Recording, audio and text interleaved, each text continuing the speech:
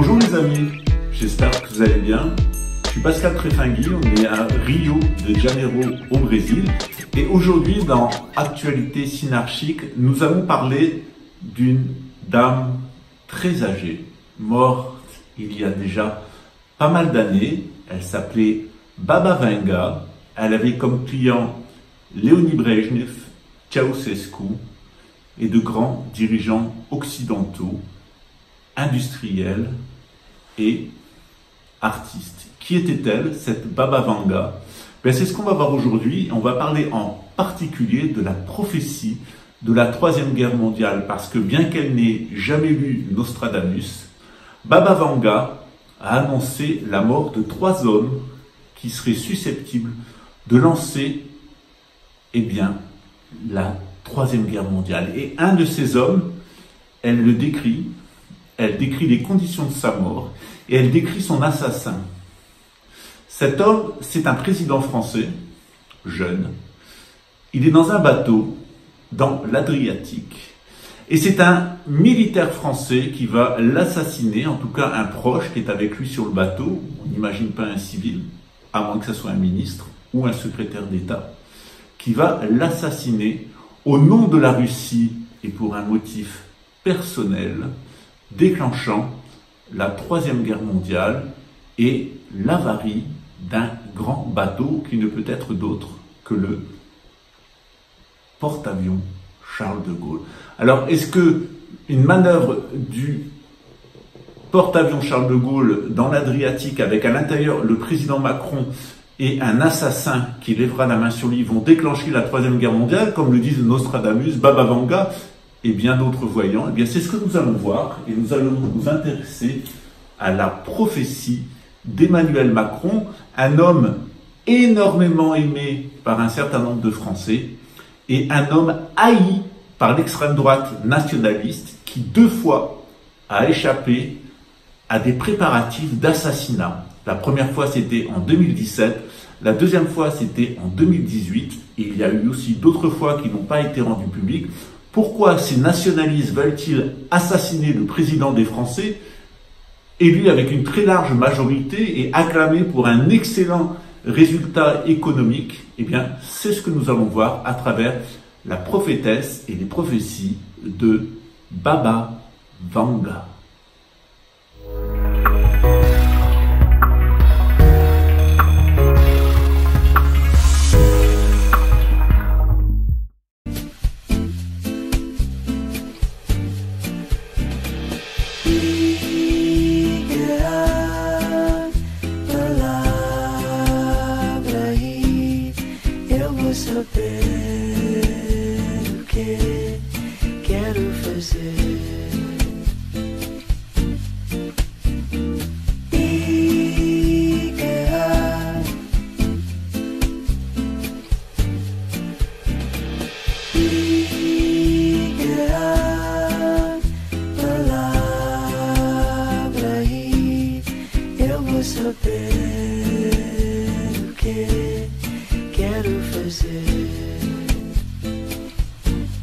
Baba Vanga est décédée en 1996. Qui était-elle? Qu'a-t-elle prophétisé? Baba Vanga a annoncé une guerre mondiale, une troisième guerre mondiale qui impliquerait la Russie et le monde musulman dans un conflit cataclysmique. Ce conflit cataclysmique changerait à jamais l'Europe et les croyances. Le nom de Baba Vanga, vous le connaissez sans doute, il réapparaît régulièrement au gré des soubresauts de l'actualité et des prophéties qui se réalisent, car 85% des prophéties de Baba Vanga, se sont avérées justes. Baba Vanga est née en 1911 en Macédoine, c'est une édomite, et elle communique avec les morts, elle communique avec des extraterrestres, dit-elle, et elle communique avec des êtres de lumière. À l'époque, la Macédoine fait partie de l'Empire ottoman. Elle mourra en 1996 à Petriche, en Bulgarie. Baba, ça signifie mamie, et Vanga, donc il s'agit donc de Mamie Vanga. Qu'est-ce que nous dit notre mamie eh bien, selon la légende dorée de Baba Vanga, eh bien, c'est à l'âge de 12 ans qu'elle a commencé non seulement à perdre la vue, mais à avoir un certain nombre de visions. Elle prévenait, par exemple, la mort de son entourage.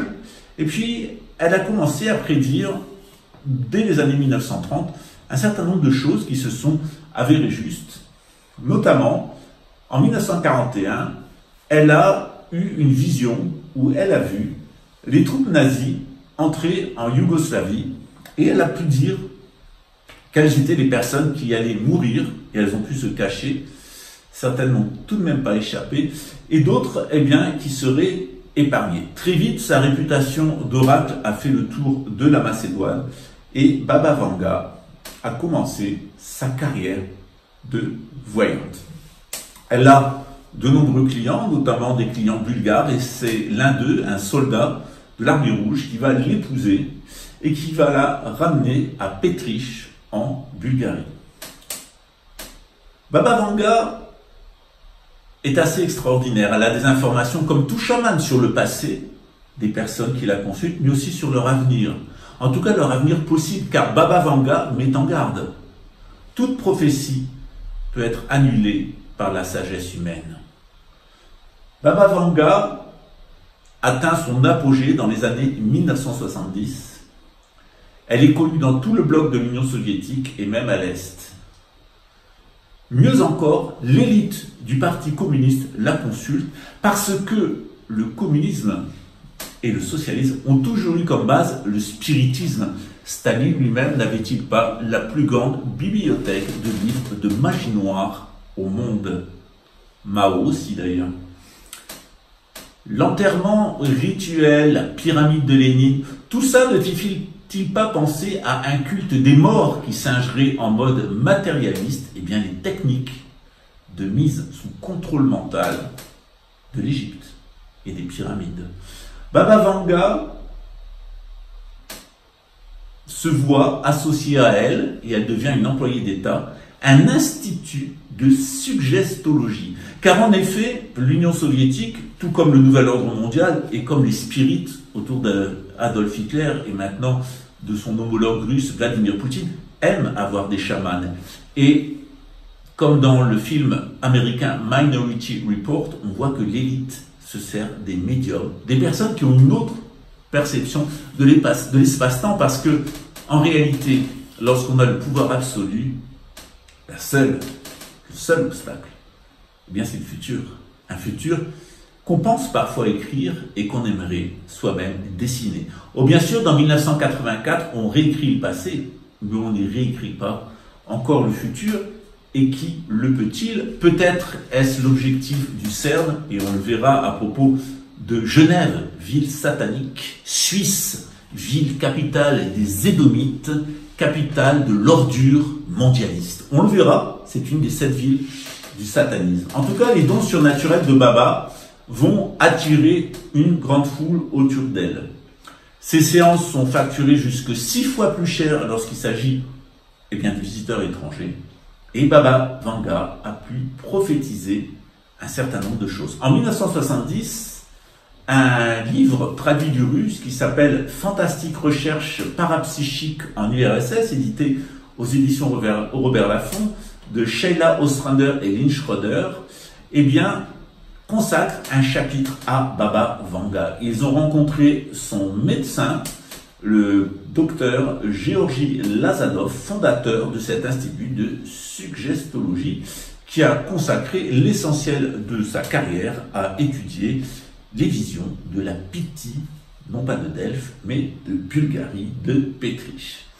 En réalité, la parapsychologie, c'est un domaine qui intéresse les Russes. Ils vont d'ailleurs développer la technique psychotronique qui, plus tard, avec les transfuges de l'URSS et l'épisode des cancers et des malaises de l'ambassade des États-Unis à Moscou, sera abondamment repris par les États-Unis dans le cadre du programme MK-Ultra, car tout comme la CIA a recruté des nazis, c'est l'opération Paperclip, la France aussi, elle est allée chercher des Polonais qui avaient travaillé dans les camps de concentration pour s'assurer de leur soumission à l'extrême droite nationaliste. Et on y reviendra sur cette extrême droite nationaliste, qui ne s'est jamais remis de la défaite d'Hitler et qui, chaque jour, de Le Pen en Le Pen, de maréchal, nous voilà en maréchal Marion, veut nous remettre la soupe infâme de la collaboration et du nationalisme. Baba Vanga, qu'est-ce qu'elle prédit? Eh bien, elle prédit qu'en 1994, une équipe de football pour la Coupe du Monde qui sera en finale aura le nom commençant par B. Et c'est évidemment le Brésil, que rien n'est destiné à revenir en première place. La Piti Bulgare fait un certain nombre de prophéties et elle voit deux jumeaux, plutôt deux jumelles, frappées par des oiseaux de fer. Et bien entendu, tout le monde pense immédiatement autour du 11 septembre et elle prophétise ceci 12 ans auparavant. Baba Vanga, c'est aussi une prophétie sur la disparition de l'Italie, l'invasion de troupes musulmanes dans le sud de la France et une universalisation de l'islam, seulement l'ouest de l'Europe et les États-Unis, enfin le continent américain restant chrétien.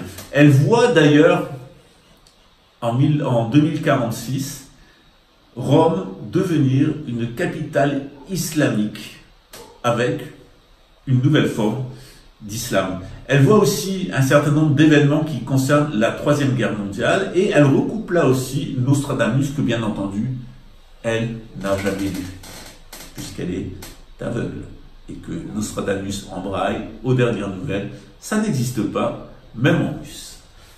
Que nous dit-elle sur la prophétie de la Troisième Guerre mondiale? Elle nous dit, comme Nostradamus, que 3 hommes seront assassinés. Un sera assassiné en Turquie, un autre sera assassiné dans la Baltique, et un 3e homme politique sera assassiné. 2 seront des assassinats politiques commandités par la Russie. On pense par exemple au Premier ministre israélien et au Premier ministre ou au président turc, plutôt au président turc Recep Erdogan et au nouveau Premier ministre d'Israël. Et le 3e, eh bien, c'est le président français. Que dit-elle et que dit Nostradamus? Eh bien, ils nous disent que lors d'un conflit avec la Russie, beaucoup de bateaux seront présents en Méditerranée, peut-être un peu trop, et qu'un bateau français portant le nom d'un glorieux chef militaire, le Charles de Gaulle par exemple, eh bien, ferait une manœuvre risquée dans l'Adriatique et serait attaqué par l'aviation serbe qui le coulerait, tandis que le président de la France, qui serait à bord, serait assassiné par un personnage. Or, qui est ce personnage? On sait de lui que c'est un militaire, ou peut-être même un civil, en tout cas quelqu'un qui a un lien avec la profession militaire. Il n'est pas d'origine française. Il est lié symboliquement au meurtre du roi et de Marie-Antoinette. On retrouve ça dans différentes prophéties sur la fin de la République française, où on voit de plus en plus, et j'ai fait une vidéo sur ce sujet, que c'est effectivement le meurtre de Louis XVI et de Marie-Antoinette qui va être payé par le meurtre du peuple républicain de France. Que sait-on encore? Baltique, bateau, Serbie, lien avec Marie-Antoinette, un soldat qui n'est pas, ou un personnage, un assassin qui n'est pas d'origine française et qui frappe pour un motif personnel. Or, le hasard ne fait-il pas bien les choses? Ici, à moi, dans la voiture, et à plusieurs personnes ici, 5 personnes ici présentes, un couple d'un colonel de l'armée française et sa femme, une juive apostate, et lui un colonel d'origine française, pédocriminel, dont le père était capot dans un camp de concentration nazi. Le frère lui-même, d'ailleurs, pédocriminel et connu comme tel, eh bien, nous dit qu'avec sa femme, ils ont imaginé assassiner le président François Mitterrand et le président Helmut Kohl, alors qu'on avait demandé à son mari, eh bien, d'assurer en tant que gradé le déploiement des forces militaires face au président et qu'on lui avait demandé de sortir son arme et d'avoir la main dessus. Et nous dit-il et nous dit-elle, il s'est fallu d'un seul regard pour qu'il se décide à abattre les 2 présidents, car dit sa femme, il l'aurait fait pour moi. On a vu par la suite que cette femme était capable de monter une stratégie d'assassinat, saboter des véhicules, empoisonner du café, pourrir la vie des gens, faire de fausses plaintes et après s'accuser comme victime selon le mode préféré des satanistes, c'est-à-dire l'inversion accusatoire. Or, qui est proche d'Emmanuel Macron, le frère du colonel, et qui, par ses fonctions au sein de l'armée française, peut approcher Emmanuel Macron, son propre fils. Est-ce là dire que par cette révélation, nous pourrions empêcher la Troisième Guerre mondiale? Ou est-elle inempêchable? Vous connaissez mon histoire, vous connaissez mon passé, et j'écris au parquet de Luxembourg au milieu des années 2000 pour mettre en garde le parquet sur le fait que la section psychotronique de Luxembourg suggestionnait très négativement la population, et que moi-même, mais je savais très bien que je ne le ferais pas, mais que le frère de mon ex-compagnon, qui est devenu par la suite mon père adoptif, était suggestionné par la police luxembourgeoise pour l'assassiner. Cela a été confirmé par plusieurs témoins, c'est ce qu'on appelle du matériel psychotronique. Or, donc, non seulement j'ai averti le parquet par un courrier, non seulement j'ai averti tous les protagonistes de ce qu'était en train de faire la police luxembourgeoise, mais l'assassinat a quand même eu lieu, comme je l'avais dit, c'est-à-dire par le frère. Ce que je ne savais pas, c'est assassiné par un Polonais, mais il y avait un certain nombre d'indices qui permettaient de le comprendre, avec très certainement une collaboration du neveu. Or, dans cette affaire, où, à nouveau, on ne va pas me croire, voire m'accuser moi d'en vouloir à Emmanuel Macron, alors que finalement c'est un Emmanuel Macron, j'ai le plus grand respect pour lui, c'est un descendant du Capet comme je suis moi-même, donc c'est d'une certaine façon un cousin, et j'ai jamais caché ma sympathie, pas pour sa politique, parce que je la connais, mais je sais que la politique qu'il mène, d'abord c'est une politique d'empêcher la guerre à tout prix avec Vladimir Poutine, et de mettre l'Ukraine en position de négociation, plus que de gagner une guerre sur le terrain. D'ailleurs, actuellement, le président Zelensky a peur d'être assassiné par les militaires français qui, à ce moment-là, accuseraient la Russie, ce qui provoquerait une plus grande catastrophe au niveau international avec une mise au ban définitive de la Russie. Eh bien, est-ce que, de cette même façon, nous sommes en mesure d'identifier qui pourrait être programmé par l'armée française elle-même et son matériel psychotronique, puisque des essais ont été faits sur le père ou le frère, selon des points de vue qu'on se place, pour assassiner notre président. Or, c'est cet assassinat qui fera rentrer dans la Troisième Guerre mondiale. Alors, bien sûr, les prophéties, c'est toujours un peu dangereux. Elles se retournent bien souvent contre ceux qui les formulent.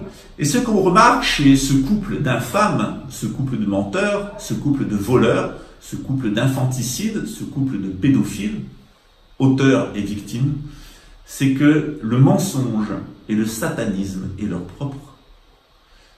Pour autant que le satanisme puisse être propre. Lorsqu'on envisage les capitales du satanisme, on ne cite jamais Paris, parce que Paris n'est pas une capitale du satanisme. Paris est la capitale de la nation française, la deuxième Israël, et son chef est évidemment le grand monarque. Mais en attendant la venue du grand monarque, tout comme en attendant la venue du Christ, il y a l'antéchrist, en attendant la venue du monarque, il y a l'antémonarque. Emmanuel Macron est à proprement parler un antémonarque qui joue son rôle tout à fait traditionnel. Et il a d'ailleurs dit lui-même avant les élections que ce qui faisait le malheur de la France, c'était l'absence de la figure du roi et de l'absence de la figure du père. Dans ce contexte-là, on souhaite longue vie à Emmanuel Macron. On espère que ces augures sinistres s'écarteront de lui. Et puis, on espère qu'il n'y aura pas de Troisième Guerre mondiale. En tout cas, les protagonistes sont identifiés. L'histoire se répète. Que croyez-vous qu'il va se passer? Est-ce qu'ils vont, si Emmanuel Macron est assassiné, on va me mettre sous le dos l'assassinat d'Emmanuel Macron? Ne vous inquiétez pas, ils en sont parfaitement capables. Parce que les gens qui sont vos militaires et les gens qui sont vos policiers ne sont ni des policiers ni des militaires. Ils sont des miliciens et ils sont des mercenaires au service de la République, qui n'est que la forme institutionnelle de la corruption bancaire, celle de la City of London. À très bientôt avec Nostradamus. C'était Pascal Trefingui, vous étiez sur Actualité Synarchique, ça se passe à Rio de Janeiro. Nous avons évidemment des cours de gnose, mais comme nous sommes aussi un centre de formation, nous avons décidé de mener les psychothérapies et aussi les formations sur le format d'une école du cinéma, qui vous permet d'interagir avec l'actualité, d'interagir avec la gnose, mais aussi avec les prophéties, sur le mode de l'humour, sur le mode de la comédie, sur le mode de l'ironie et parfois sur le mode de la mise en garde. Évidemment, tout ça reste un jeu de formation, et nous vous invitons à nous rejoindre à Rio de Janeiro pour nous rendre visite ou pour rester définitivement au Brésil, sauf si vous n'avez pas peur de la Troisième Guerre mondiale. Quer mentir pra mentiroso, me fazer de bobo, esse aqui não vai não. Seu beijo até que é gostoso, eu piro no seu corpo, mas dividir não curto não. Eu nasci, ontem foi, faz meu chá de fralda aí. Chego no banco da frente, beijinho no rosto pra se despedir. Tá de brincadeira comigo, esse carro nunca foi de aplicativo. Mas você pensa que me engana, pensa que me ilude.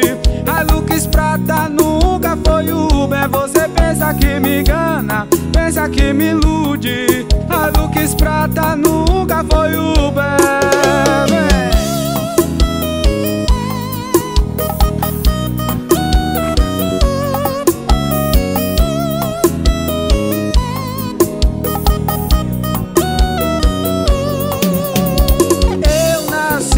Ontem foi, faz meu chá de fralda aí.